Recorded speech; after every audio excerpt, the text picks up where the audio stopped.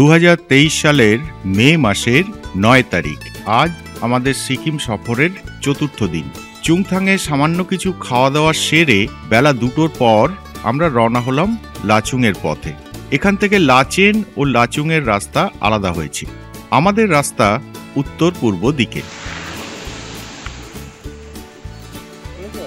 Video করে নিচ্ছে, video তো করতে হবে। হ্যাঁ, এমনি ছবি তুলে কোনো লাভ নেই, এদের ফলটা বেশ ভালো লাগে দেখতে।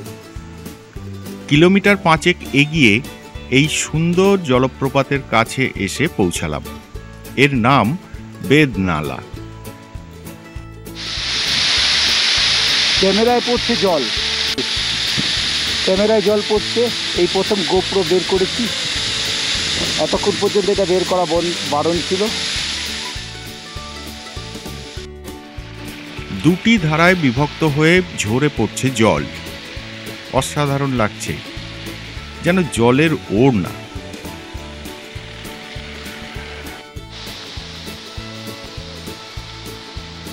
দারুণ সুন্দর জায়গা, আর অসাধারণ সুন্দর এই ঝর্ণাটা। কত উঁচু থেকে পড়ছে, যেন আকাশ থেকে ঝরে পড়ছে ঝর্ণা। অসাধারণ সুন্দর ঝর্ণাটা, আর তার সামনে দাঁড়িয়ে আছি আমরা।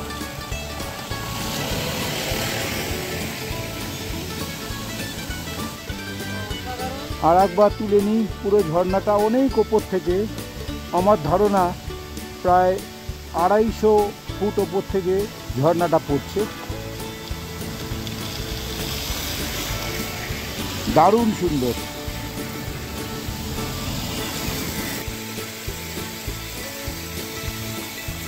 আজ সকালটা পরিষ্কার আকাশ দিয়ে শুরু হলেও কিছু পরেই আকাশ কালো হয়ে এসেছিল। পথে নামার আগেই তাই বৃষ্টির পুরো প্রস্তুতি নিয়েছিলাম। টুংয়ের পর থেকে শুরু হয়েছিল বৃষ্টি। এখনো পর্যন্ত বৃষ্টি হয়েই চলেছে, কখনো কম কখনো বেশি। মাঝে মাঝে থামছে বটে, যেমন এখন বৃষ্টি প্রায় নেই।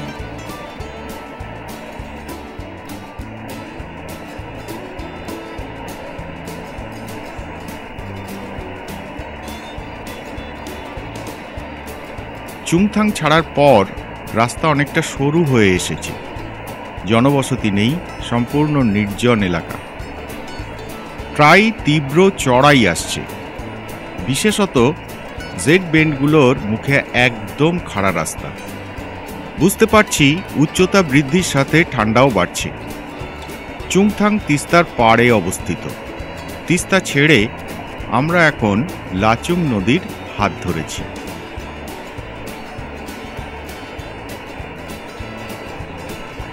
বৃষ্টি এবং রাস্তার বিপজ্জনক অবস্থার কারণে হাতে ফোন ধরে ভিডিও তোলা এখানে অসম্ভব। সুপ্রিয় ইচ্ছা থাকলেও কোনো ছবি তুলতে পারছে না, তাই পথের কোনো ছবি নেই। শুধু ঝর্ণার পাশে থামলে ছবি তোলা হচ্ছে। ছোটোখাটো ঝর্ণার পাশে থামছি না।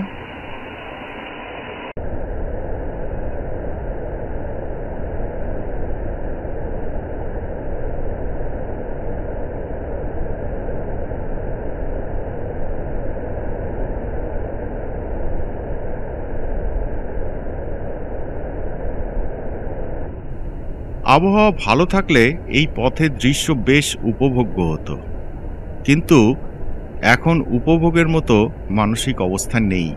বিপজ্জনক নির্জন পথ, উল্টো দিক থেকে পরপর গাড়ি আসছে। সব ইউমথাং দেখে গ্যাংটক ফিরছে। সরু রাস্তার কারণে তাদের পাশ দিতে খুবই অসুবিধা হচ্ছে। আমরা বেশিরভাগ ক্ষেত্রে পাহাড়ের গায়ের দিকেই থাকছি, সেদিকে রাস্তার পরেই জল যাওয়ার নালা। তাই অনেক সময় সুবিধাজনক জায়গা দেখে দাঁড়িয়ে পড়তে হচ্ছে।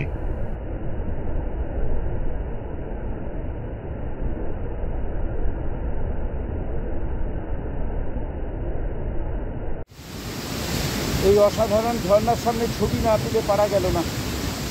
কি সুন্দর ঝর্ণাটা, অনেক ওপর থেকে এসে পড়ছে, অনেক ওপর থেকে এসে পড়ছে। আর নিচেটা কি সুন্দর তৈরি হয়েছে।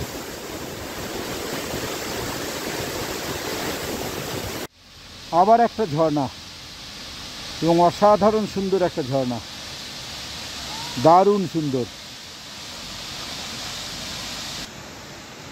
এদিকে প্রথম তুষারাবৃত পর্বত দেখা গেল। আমরা চলতে চলতে এখানে এসে দাঁড়িয়ে পড়লাম এই ঝর্ণাটা দেখব বলে। আমাদের ক্লান্ত বাহন কিছুটা বিশ্রাম পেল। ওয়াও, কি অসাধারণ! ওই উপর থেকে নেমে আসছে ঝর্ণাটা।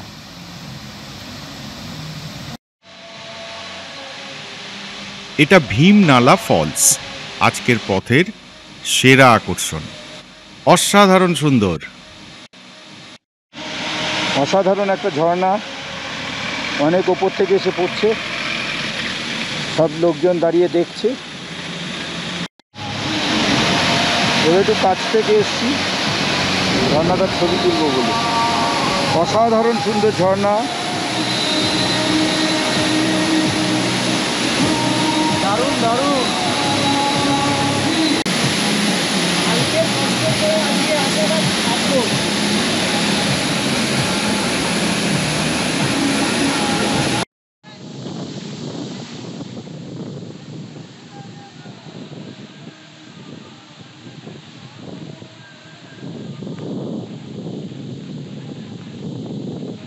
এখানে ফলসের দৃশ্য ভালোভাবে উপভোগ করার জন্য একটা সুন্দর প্ল্যাটফর্ম করা আছে, যেখানে দাঁড়িয়ে একদম সামনে থেকে জলপ্রপাতটা দেখা যায়। পরিষ্কার করে দিচ্ছি।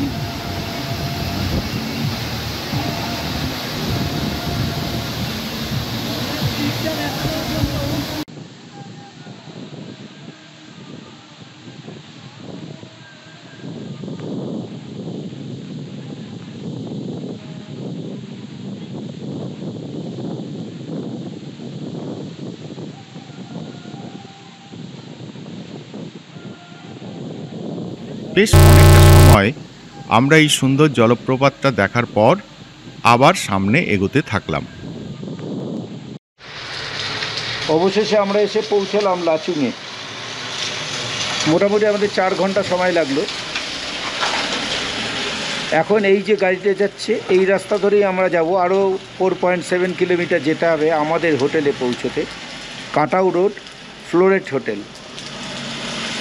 এই জায়গার এই বেনটা খুব সুন্দর।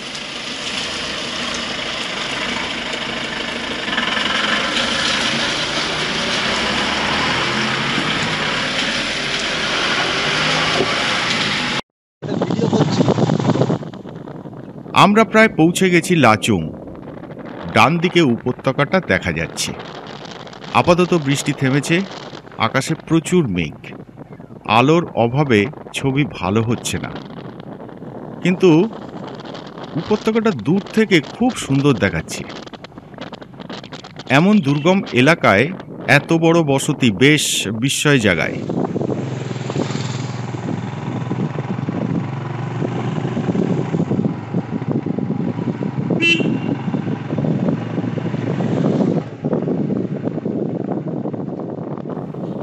এখন 3:15 বাজে। রাস্তার অবস্থার কথা ভাবলে আমরা মোটামুটি ভালো সময়েই এসে গেছি।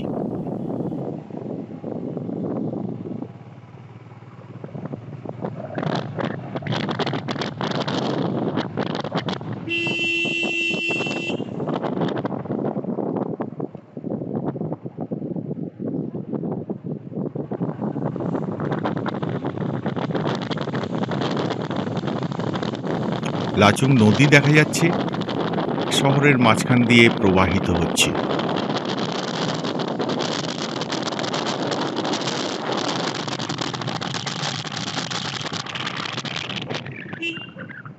বসতি শুরু হয়ে গেল।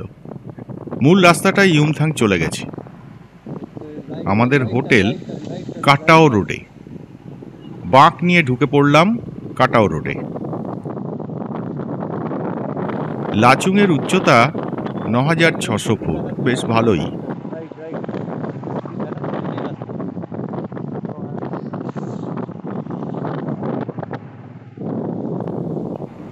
আবহাওয়া খারাপ থাকায় বেশ ঠান্ডা, তবে হাওয়া দিচ্ছে না বলে তেমন একটা মালুম হচ্ছে না।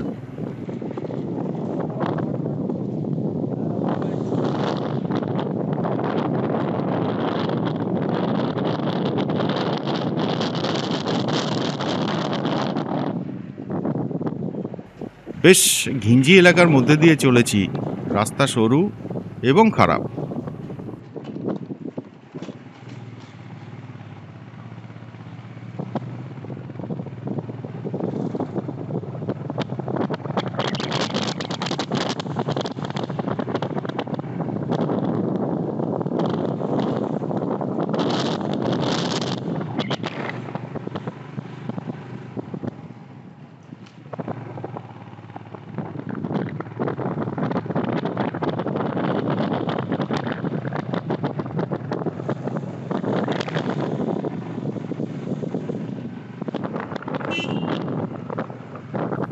নদীর কাছে এসে গেছি, সামনে জল জমে রয়েছে। সুপ্রিয়কে নামিয়ে দিয়ে জলটা পার হতে এগোলাম।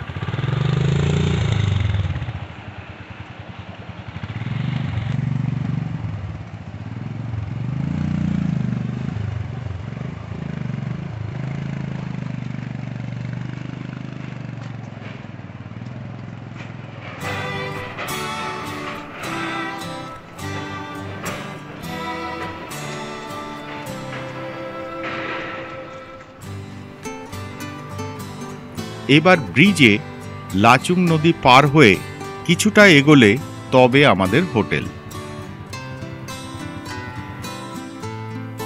3:30 নাগাদ আমরা হোটেলে পৌঁছে গেলাম।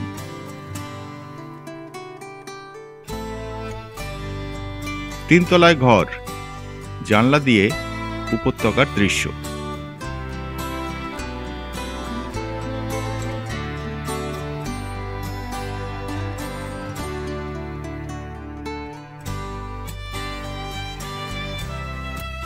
আমরা এখন লাচুংয়ের হোটেলে। বৃষ্টি হচ্ছে, রৌদ্র আছে, মেঘ আছে। Complete package. বরফ দেখা যাচ্ছে, আমি জানি না ক্যামেরায় কি আসবে।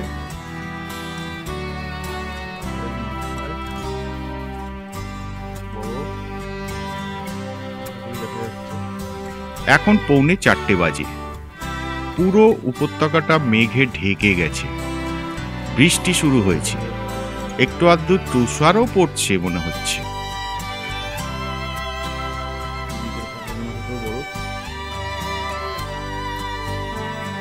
চারপাশটা বেশ রহস্যময় মনে হচ্ছে।